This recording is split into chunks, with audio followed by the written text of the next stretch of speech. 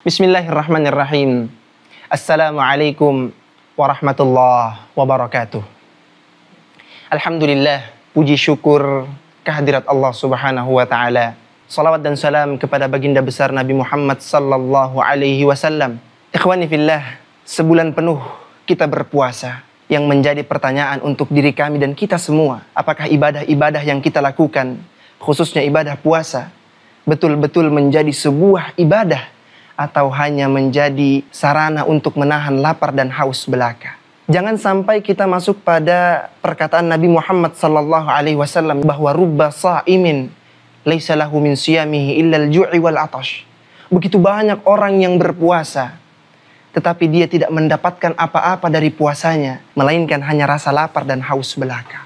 Kita bisa bayangkan betapa lelah dan letihnya diri kita menahan lapar dan haus, tetapi kita tidak mendapatkan apa-apa di sisi Allah Subhanahu wa taala. Mengapa itu bisa terjadi? Tentunya ada beberapa hal yang perlu kita perhatikan, bahwasanya memang puasa bukan hanya aktivitas fisik belaka, melainkan juga ibadah hati, ibadah lisan dan perbuatan kita.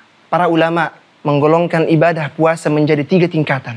Tingkatan yang pertama yaitu puasa awam, yaitu orang-orang yang berpuasa dan betul-betul dia hanya menahan lapar dan haus belaka.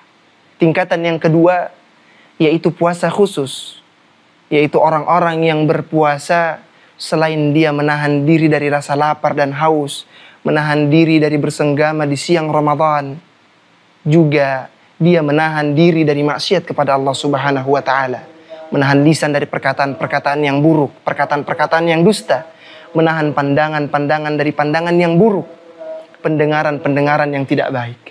Kemudian tingkatan yang ketiga yaitu puasa khususul khusus, yaitu orang yang berpuasa dan betul-betul hatinya fokus kepada Allah Subhanahu wa taala.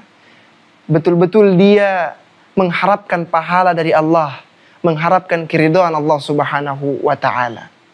Ikhwani fillah, Imam Ghazali mengatakan bahwa seseorang yang berpuasa dengan benar itu ibarat seseorang yang diberikan amanah untuk menjaga istana seorang raja.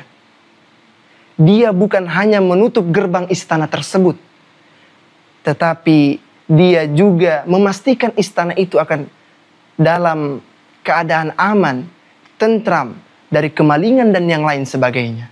Artinya, apabila seseorang berpuasa namun hanya menahan rasa lapar, menahan rasa haus, dan tidak menahan dirinya dari maksiat-maksiat, menahan lisan dari perkataan-perkataan yang buruk, menahan mata dari pandangan-pandangan yang tidak baik, itu sama halnya dia memberikan kebocoran-kebocoran pada puasanya.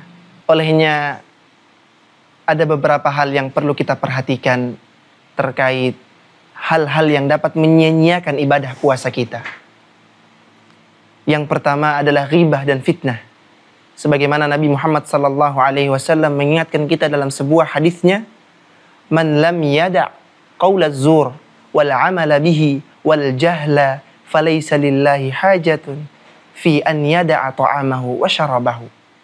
Apabila seseorang berpuasa kemudian dia tidak meninggalkan perkataan-perkataan dusta, perbuatan-perbuatan keji dan yang lain sebagainya, maka sesungguhnya Allah tidak membutuhkan dia meninggalkan makan dan minumnya. Ikhwani fillah, rahimani wa rahimakumullah. Sekarang perkataan-perkataan dusta, perbuatan-perbuatan keji, fitnah dan yang lain sebagainya tidak hanya keluar dari lisan-lisan kita, melainkan juga bisa keluar dari ketukan-ketukan jari jemari di layar HP kita. Menggunjing, menghibah di grup-grup WA dan yang lain sebagainya sangat mudah untuk kita lakukan melalui HP yang selalu berada di genggaman kita. Kemudian yang kedua yang perlu kita perhatikan adalah amarah dan emosi yang tidak terkontrol.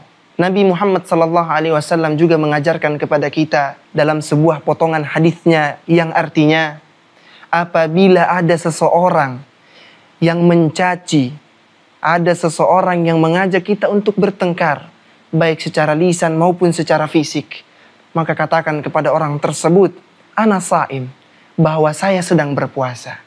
Artinya apa, ikhwani fillah? bahwa hakikat puasa adalah bersabar.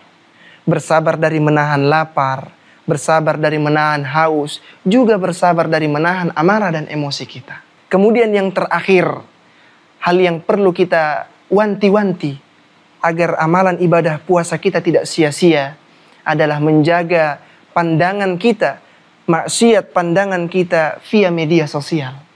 Dulu, seseorang apabila ingin bermaksiat kepada Allah Subhanahu wa Ta'ala, setidak-tidaknya dia harus keluar rumah untuk bermaksiat kepada Allah. Namun pada zaman yang dengan perkembangan teknologi yang begitu pesat, dengan HP yang selalu ada di genggaman kita, kita dapat sewaktu-waktu terjerumus ke dalam maksiat kepada Allah Subhanahu wa Ta'ala. Bisa kita bayangkan di siang hari kita berpuasa, kemudian kita tilawah Al-Quran. Saat lelah kita tilawah Al-Quran, kita ambil HP kita, kita buka media sosial kita geser demi geser layar HP kita.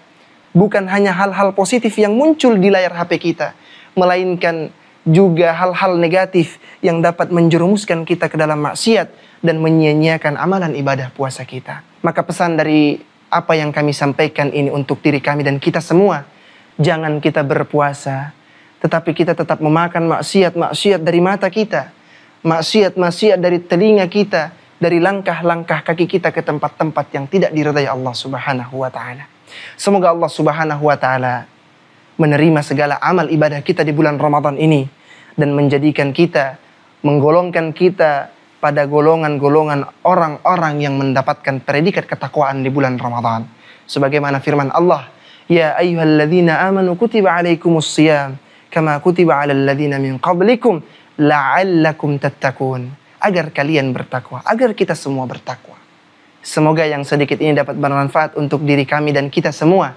Demikian, Allahul hadi ila tariqim mustaqim. Wassalamualaikum warahmatullahi wabarakatuh.